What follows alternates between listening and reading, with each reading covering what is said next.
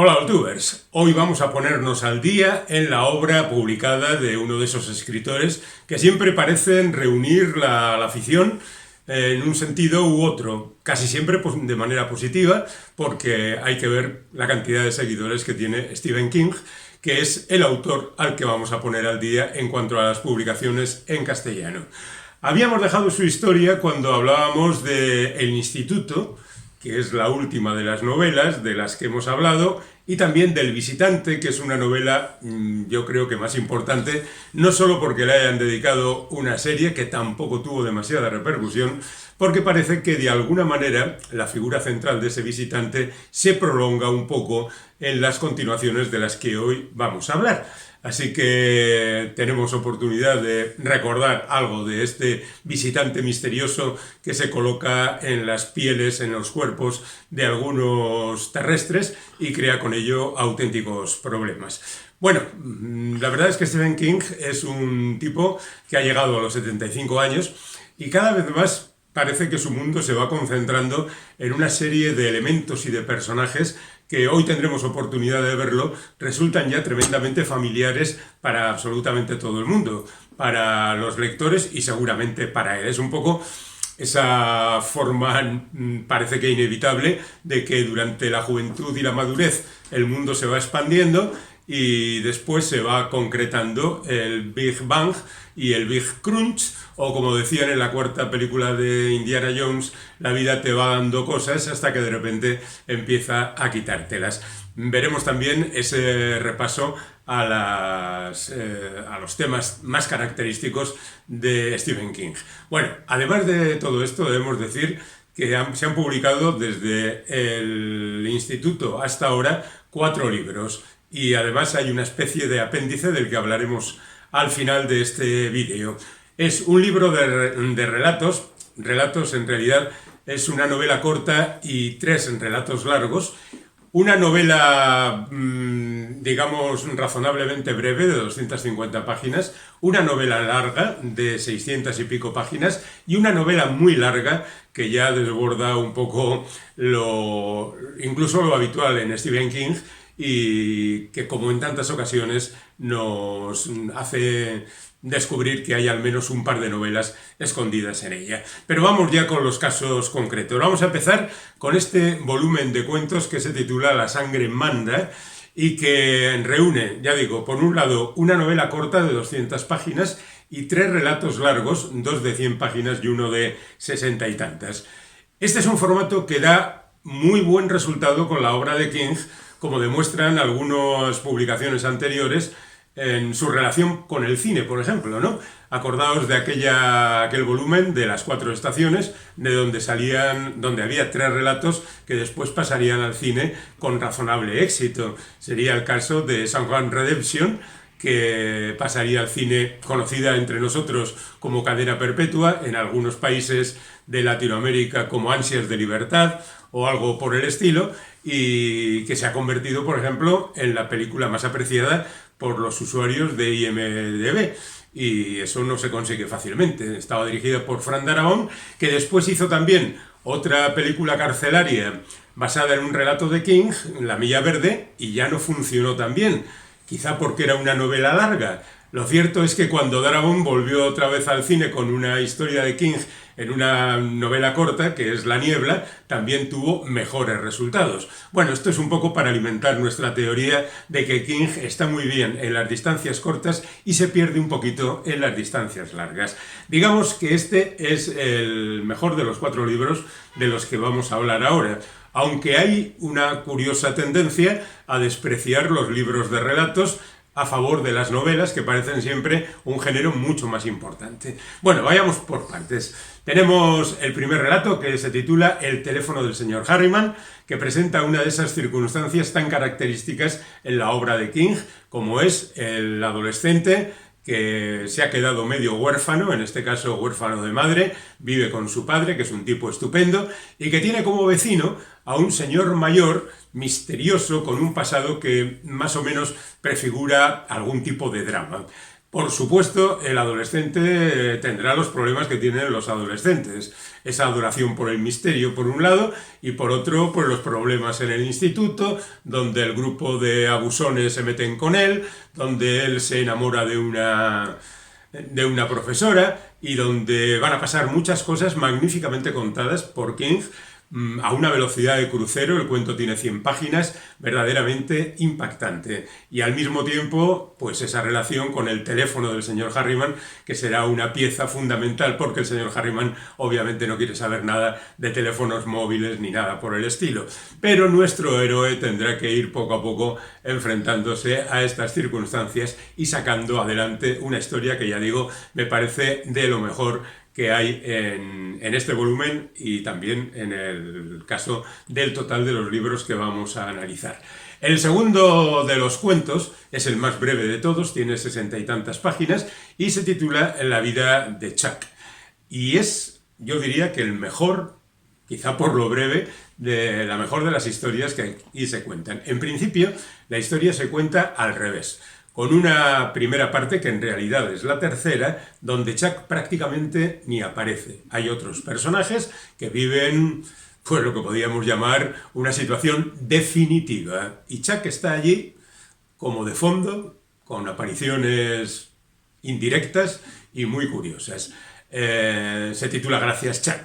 La segunda, que también es la segunda, pero va en orden inverso, se titula Músicos callejeros y el propio King dice que en cierta ocasión vivió una anécdota muy curiosa de alguien trajeado y como muy con pinta de ejecutivo que a los sones de un músico callejero pues se puso a bailar y montó un espectáculo, y eso le sirve a él para presentarnos al Chuck de la historia cuando ya es adulto. Y hay una tercera parte que se titula Contengo multitudes y que en realidad es la primera, donde Chuck es una vez más un adolescente que se presenta en sociedad y nos da las claves de por qué ocurre en la segunda parte y en la tercera parte lo que ocurre a partir de una casa de los abuelos y un altillo donde hay algo misterioso. Las casas de Stephen King son verdaderamente apasionantes y muy misteriosas. De verdad que es una auténtica pieza monumental. A continuación aparece la tercera parte, la tercera historia de este libro, que se titula como el libro, quizá porque es la más larga, La sangre manda, y que tiene esta narración 200 páginas, donde encontramos de nuevo a uno de esos personajes que ya había pasado por nuestras manos anteriormente, Holly Gidby, que es una investigadora que apareció como personaje secundario en Mr. Mercedes, que después ocupó un papel razonablemente relevante en El visitante y que ahora es la protagonista absoluta de este cuento, que puede considerarse definitivamente como una secuela de ese visitante. Porque hay un personaje que claramente es heredero de aquello, no solo el personaje de Holly, que es una investigadora muy peculiar, que de repente descubre ciertas cosas en algunas catástrofes que le hacen sospechar de que ahí está interviniendo alguien. Procuro contar poco de las historias, nada que no se pueda leer en las contraportadas y en un rápido vistazo previo, para que no os privéis del suspense y de la emoción de ir descubriendo las cosas. Yo diría que este es el peor cuento del volumen, quizá por la longitud, o quizá porque viene de una historia.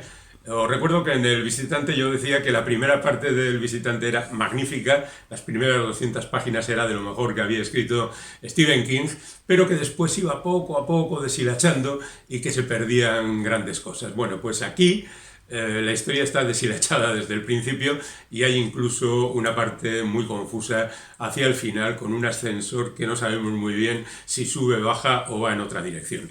Bueno, me parece un relato de alguna manera frustrante y poco estimulante, pero no importa, porque a continuación caeremos de nuevo en otra de esas narraciones de King que nos hacen encontrarnos en nuestra salsa. La cuarta de las narraciones se titula La rata y la portada alude a ella. Es verdad que no es una gran portada con una rata ahí y un gato ocupando la mayor parte de esta portada, y es otra narración de 100 páginas aproximadamente, donde aparece otro de esos personajes característicos de Stephen King, el escritor. El escritor que de alguna manera le representa también al autor, que ha aparecido, por ejemplo, en novelas tan emblemáticas como Misery o como, por ejemplo, en La ventana secreta, de manera también muy particular en La mitad oscura, donde un escritor se desdobla, como el propio Stephen King durante el tiempo que escribió como Richard Bachman, por ejemplo. El escritor es alguien muy querido por Stephen King y lo utiliza no solo aquí, sino en multitud de ocasiones. Es un magnífico cuento que además sorprende. King siempre tiene la facilidad para sorprendernos en un momento determinado y hacernos ir por un camino que no esperábamos. Porque uno espera que un escritor que se ha ido a la montaña, esto de los lugares apartados también es un clásico de Stephen King, que se ha ido a la montaña para escribir la que considera la novela de su vida, toma ya un western a estas alturas, él tiene que enfrentarse con alguien, ¿no? Y el cuento se titula La rata. Habrá una rata que le hará la vida imposible. Bueno, pues no. La historia es otra, es muy diferente. Durante 2/3 de la historia el personaje pelea consigo mismo, con su mujer, con su hijo, con su entorno, quiere abandonarlo todo, quiere escribir, pasa por situaciones difíciles. Es, la verdad, un relato verdaderamente naturalista y muy implicado en la tradición narrativa estadounidense, esa de contar la vida cotidiana tal y como ocurre o como el escritor cree que ocurre, y lo hace fantásticamente. Y cuando llega, digamos, el elemento terrorífico, sobrenatural, ya digo que es sorprendente, interesante, diferente, y yo creo que es otro de esos cuentos magníficos que hacen de este volumen, por lo menos en su 60%, algo verdaderamente digno de ser leído. Así que no os lo perdáis, porque es lo mejor de lo que vamos a hablar hoy. Vamos ahora, además está en edición de bolsillo, como podéis comprobarlo, o sea que, y este también. Nos vamos ahora con un relato, bueno, una novela corta, 250 páginas, que se titula Después. ¿Qué tenemos aquí? Pues tenemos aquí al jovencito que también ha quedado huérfano de uno de sus progenitores. Aquí es la madre la que se ocupa de él. La madre que, por cierto, es, y aquí entran de nuevo los escritores en la narrativa de Stephen King, es editora y lleva una agencia literaria y en consecuencia se relaciona con muchos escritores. De hecho, aparecen algunos en esta historia. Y hay un episodio, porque esta es una novela de episodios donde se van superponiendo diferentes capas y diferentes historias, y en uno de los episodios, por ejemplo, tiene una importancia capital un escritor. Bueno, al margen de eso, digamos que también el narrador es un escritor, o por lo menos como tal se bautiza a sí mismo en algunos momentos. Escribe esta historia desde los 22 años, cuando en realidad la historia ocurre cuando él es más pequeño. Es un niño que, como el del Sexto Sentido, ve muertos. Figura aquí, se lee fácilmente, no estoy sacando nada a la luz, y en cualquier caso la primera declaración de ver muertos aparece en las primeras páginas, así que nada de spoilers. Ve muertos como en el Sexto Sentido, y para diferenciarlo, el bueno de Stephen King en un par de ocasiones hace mención a la película para decir que este es un caso diferente, que no tiene nada que ver con el del Sexto Sentido. Y verdaderamente también lo es. Esta peculiaridad del personaje protagonista le mete en situaciones tiernas, en situaciones humorísticas, algunas terroríficas, por supuesto. Estamos hablando de gente muerta que se aparece al personaje y le lleva de aquí para allá en diferentes circunstancias, tratando de solucionar diferentes problemas, en ocasiones para ayudar a su madre, o en ocasiones también raptado por la compañera de su madre, que es una policía, que por supuesto trata de aprovechar esta característica del chaval para llevarle a los sitios y el fantasma de los muertos les diga qué es lo que ha ocurrido, y así ella medrar dentro de su profesión. Porque claro, está muy bien saber quién es el culpable de algo o dónde ha colocado una bomba un terrorista en un momento determinado para evitarlo y poder seguir subiendo en su trabajo de policía. Bueno, hay diferentes episodios, y cuando uno cree que verdaderamente lo tiene todo controlado, que la historia avanza, que sabemos por dónde andamos, todavía al final del libro el bueno de Stephen King consigue darnos una sorpresa y añadir un detalle más que generalmente, a mí particularmente me gustan este tipo de cosas que uno no espera, porque estamos un poco hartos de narraciones previsibles. Bueno, dejamos las cosas cortas y nos vamos a las cosas largas. Aquí tenemos a Billy Summers, que es una historia de 600 y pico páginas, y ya son palabras mayores. Como siempre, hay varias novelas metidas dentro de esta novela. El protagonista es un asesino. Es un asesino profesional que tiene la característica de que solo mata a gente que cree que lo merece. Ha sido combatiente en la guerra de Irak, allí ha adquirido ciertas habilidades, entre ellas la de ejercer de francotirador, y gracias a esos conocimientos él ofrece sus habilidades a gente que necesita matar a alguien. Generalmente esa gente son delincuentes, pero el tipo de trabajos que él acepta siempre tienen que ver también con la muerte de gente, delincuentes habitualmente, gente que él cree que lo merece. Bueno, este es un detalle para ennoblecer un poco la figura de Billy Summers, que es el protagonista, que durante la primera parte se ve metido en una conspiración, le mandan matar a alguien y él se prepara para ello. A diferencia de, por ejemplo, Chacal, el personaje de Frederick Forsyth, ya con 50 años a la espalda, que es un lobo solitario, que él va preparando absolutamente todos los detalles de su trabajo, aquí resulta, y esto yo creo que es un problema de la novela, resulta que hay un montón de gente implicada que le va allanando el terreno, alquilándole casas, alquilándole el lugar desde el que tiene que disparar contra su víctima, un montón de gente que la verdad no hace más que embarullar un poco el tema y hace pensar que verdaderamente alguien tiene que enterarse de que hay un tipo con un rifle dispuesto a matar a alguien, porque alguien tiene que chivarse en algún momento. Bueno, la primera parte de la novela nos habla de Billy metido en esas historias vecinales, conociendo a la gente de su entorno, a los niños. Él es un tipo encantador, la verdad es que se relaciona muy bien y esa parte de la novela es fantástica. Pero en un momento determinado, ¿qué es lo que ocurre? Que Billy decide escribir su vida, porque como lleva una vida aburrida esperando que la víctima aparezca y se espera que tarde bastante tiempo en aparecer, pues se pone a escribir sus andanzas de niño, explicándonos cómo creció y los elementos traumáticos que le hicieron ser como es, después la guerra en Irak y todas estas cosas, con lo cual ya tenemos aquí también a un nuevo escritor. Y en un momento determinado aparece también otro personaje que va de alguna manera a revolucionarle la vida y hacerle que, además de cumplir con su trabajo, se dedique a hacer otras cosas también violentas, también impactantes, que no mencionaré por supuesto, ni por supuesto aclararé cómo termina la novela. Lo cierto es que es una novela interesante, está bien escrita por supuesto, la parte en que el protagonista va escribiendo su relato está muy bien llevada, empieza con una escritura titubeante, pero poco a poco se va asentando y el interés por esa parte va creciendo poco a poco, y lo cierto es que la novela está muy bien, pero es un poquito demasiado larga. 650 páginas son demasiadas páginas, aunque también es cierto que tendría que, para montarla de manera regular, habría que expurgar página a página partes de cada página, porque no hay un gran bloque que sea prescindible. Así que vamos a considerar que Billy Summers es una novela muy interesante.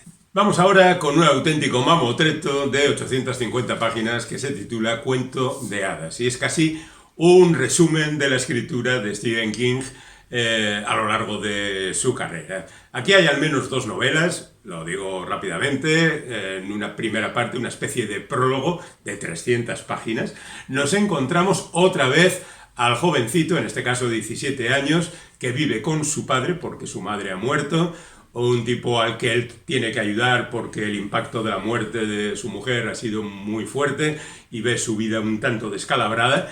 Y al mismo tiempo descubre que tiene de vecino a un señor muy mayor que tiene una perra como acompañante, que un día se cae haciendo unas labores, se parte la pierna y el chaval le ayuda, recoge a la perra, le lleva a él al hospital. Durante su estancia en el hospital se ocupa de arreglar la casa. Una auténtica maravilla de chaval, de esos personajes que solo aparecen en las novelas porque nadie puede ser tan perfecto. Seguramente el propio autor, viendo en un momento de la narración que se estaba pasando en la beatificación del personaje, decide que no, que tiene un pasado de gamberro en compañía de un tipo que de alguna manera le impulsaba a cometer gamberradas, que sería discutible, ¿no?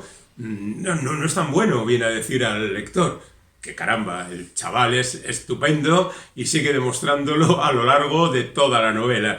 Es, ya digo, un personaje súper atómico que no parece sacado de la realidad. Bueno, en esas 300 páginas, lentamente se nos va contando cómo el chaval ayuda a ese señor mayor, ayuda a la perra que se llama Radar y que está ya muy mayor también y tiene dificultades, y descubre que en la mansión de ese hombre, la casa de psicosis, la llaman en la novela, porque recuerda a la casa de Norman Bates, allá arriba, por encima del motel Bates, y ya nos anuncia que debe haber algo misterioso por ahí. Efectivamente, hay un cobertizo en el jardín donde, bueno, pues hay anuncios de cosas extrañas.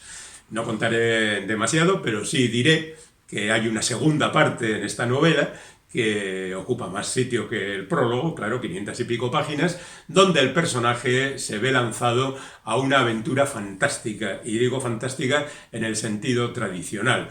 En alguna ocasión el propio autor menciona el mundo de Oz, y aunque no hay un camino de baldosas amarillas que lleve a él, sí hay un camino que permite al protagonista ir recorriendo ese mundo que, como tantas veces en los mundos fantásticos, está en peligro por culpa de alguien, en este caso algo gris, que se va apoderando de los personajes que viven allí y que va deformándoles y les va privando de los sentidos. Y allí va nuestro héroe dispuesto a acabar con la maldición y con el maleficio y con absolutamente todo lo que se ponga en su camino. Bueno, digamos que esta parte también es un poco más discutible. Fijaos que las primeras 150 páginas menciono tanto las dimensiones de las cosas para que os hagáis una idea de que a veces no es necesario utilizar tantas páginas para contar algo, ¿no? Las 100 y pocas páginas del principio es un ir saltando de casa en casa por parte del protagonista, conociendo a diferentes personajes que le van dando herramientas para enfrentarse a esa maldad que avanza inevitablemente por ese territorio. Y el resto pues es lo que todos esperamos y no diré más. Lo dejaré ahí mencionando una vez más que el mundo de King vuelve otra vez a situarse sobre sí mismo, y de la misma manera que en Billy Summers hay una mención al Hotel Overlook, en esta novela, como hay un perro, pues hay una mención a Cuyo y a la novela de aquel perro rabioso, ¿os acordáis? Con la madre y el hijo encerrados en un coche. Bueno, en definitiva, que el mundo de King se vuelve cada vez más autorreferente y los personajes y el estilo cada vez es más King, porque su mundo de alguna manera se va estrechando. Otra cosa es que nosotros lo disfrutemos. Yo he disfrutado los 4 libros de los que he hablado, así que os lo dejo ahí para que vosotros elijáis lo que queráis y disfrutéis en la medida de lo posible. Seguramente alguien ha visto otro libro de Stephen King publicado recientemente que se titula Almuerzo en el Café Gotham. Bueno, es un libro ilustrado que ilustra un cuento que fue publicado hace ya 20 años en este libro que se titula Todo es eventual. Así que no me he hecho con ese libro, pero cuenta un relato, la verdad, muy curioso, muy interesante, humorístico en ocasiones. Es la historia de un tipo al que abandona a su mujer y monta una reunión con los abogados en el Café Gotham, donde se presentan todos y bueno, pasan cosas extravagantes y terroríficas. Es un cuento de 40 páginas aproximadamente, que está magníficamente ilustrado por Javier Olivares. Javier Olivares es el autor de Las Meninas o de La Cólera, unos libros de La Cólera y un vídeo en este mismo canal, cantando las excelencias de esta obra maravillosa, pero puesto que el cuento ya lo tenía en este otro volumen, pues he decidido prescindir de su compra porque no está el mundo para repetir materiales. En cualquier caso, ya digo, si no tenéis el todo es eventual, podéis recurrir a esa edición ilustrada, que ya digo es estupenda y magníficamente ilustrada, y el cuento pues merece la pena porque está muy bien. En cualquier caso, esto es lo último que ha llegado hasta nosotros de Stephen King y hemos querido actualizar el repaso a la obra de este autor, que ya tiene otro vídeo anterior, como os apuntábamos, podéis recurrir a él para acercaros a una trayectoria más completa del autor y que ahora pues avanza un poquito y quién sabe si dentro de un año o dos podamos hacer otro vídeo con las nuevas aportaciones de este hombre que sigue trabajando y trabajando y publicando de manera muy intensiva, para bien de todos nosotros. Hasta la próxima.